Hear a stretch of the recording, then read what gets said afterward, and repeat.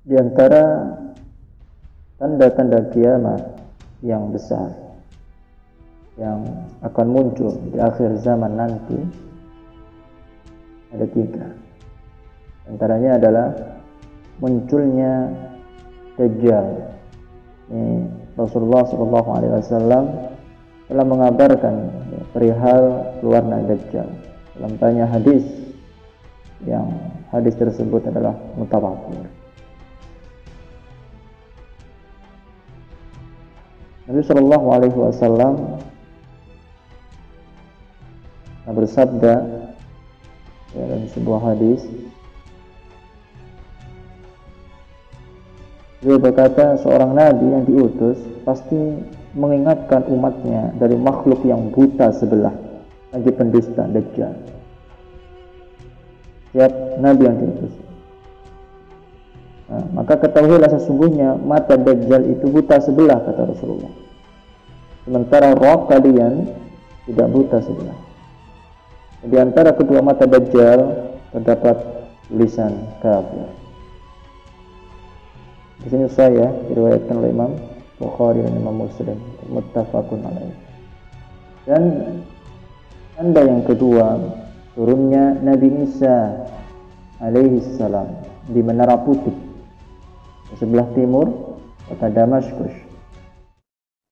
Nah, ini salah satu tugasnya Nabi Isa turun adalah membunuh Dajjal dan menyeru pada agama Islam. Yang waktu itu agama telah pudar, Islam ditelentarakan. Maka datanglah atau turunlah Nabi Isa alaihissalam untuk mengajak manusia kepada Islam dan memerintahkan dengan hukum Islam, dan menghancurkan salib dan membunuhi babi-babi yang ada pada waktu itu, dan menghapus jizyah, pajak. Kemudian ikhwatal iman azani Allah, dalil-dalil yang mengenai tentang akhir-akhir zaman sangatlah banyak. Di antaranya ialah yang diriwayatkan oleh Imam Bukhari dan Imam Muslim dari Abu Hurairah radhiyallahu ta'ala anhu bahwa Nabi sallallahu alaihi wasallam bersabda, kiamat tidak akan terjadi sebelum Nabi Isa putra Maryam turun kepada kalian sebagai penguasa yang adil.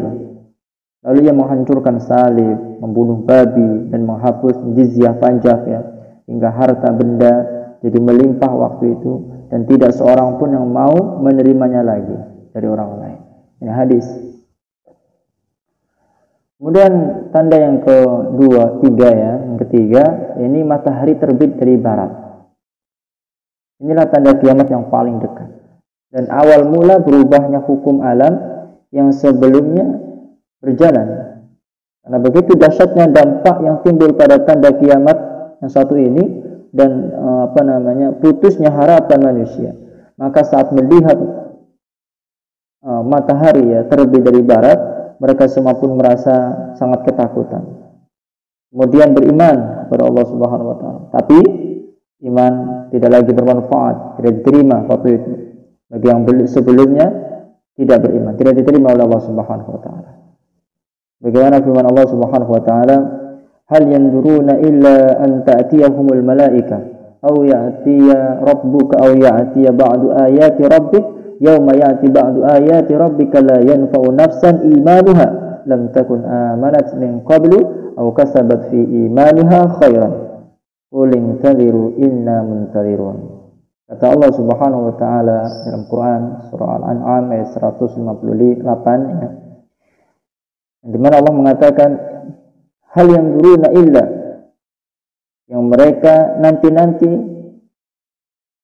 illa an ta'tiyahumul malaikah, yang mereka nanti-nanti tidak lain hanyalah kedatangan malaikat kepada mereka untuk mencabut nyawa mereka, atau kedatangan siksa Rabb kalian, atau kedatangan beberapa ayat Rabb kalian.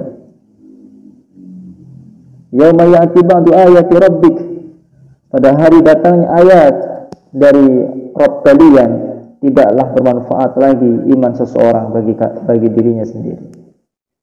Nah, waktu itu sebelumnya mereka belum beriman, tidaklah beriman kecuali ditolak pada waktu itu bagi siapa yang belum beriman sebelumnya, atau dia belum mengusahakan kebaikan dalam masa imannya. Maka kata Allah Subhanahu wa taala, katakanlah Qul intadhiru inna muntadhirun. Tunggulah olehmu, sesungguhnya kami pun menunggu. Itu kata Allah Subhanahu wa taala. Menggambarkan fenomena yang akan terjadi di akhir zaman nanti. Di mana taubat-taubat mereka, keimanan mereka sudah tak diterima oleh Allah Subhanahu wa taala. Karena matahari sudah terbit dari arah barat. Ini tanda yang sangat buruk dan tanda yang paling dekat dengan hari kiamat. Begitu juga Rasulullah sallallahu alaihi wasallam pernah bersabda, "La taqumus sa'ata hatta tatul asyam min maghribiha." Kiamat tidak akan datang, tidak akan terjadi sebelum matahari terbit dari arah barat. Fa idza tala'at min maghribiha amana an-nasu kulluhum ajma'un. Bila matahari telah terbit dari barat, semua manusia pun beriman. Fa yawma idzin la yanfa'u nafsan. Padahal hari itu iman tidak lagi bermanfaat baginya, tidak diterima baginya kepada lam takun amanat min qabl. Orang-orang yang sebelumnya tidak beriman, atau kasabat fi imaniha khairan, atau berbuat kebaikan pada saat beriman, tidak diterima lagi iman mereka. Dan ikhwatal iman azani Allah wa iyyakum, masih banyak lagi ya. Masih banyak lagi tanda-tanda kiamat selain yang kita sebutkan dari 3 tadi.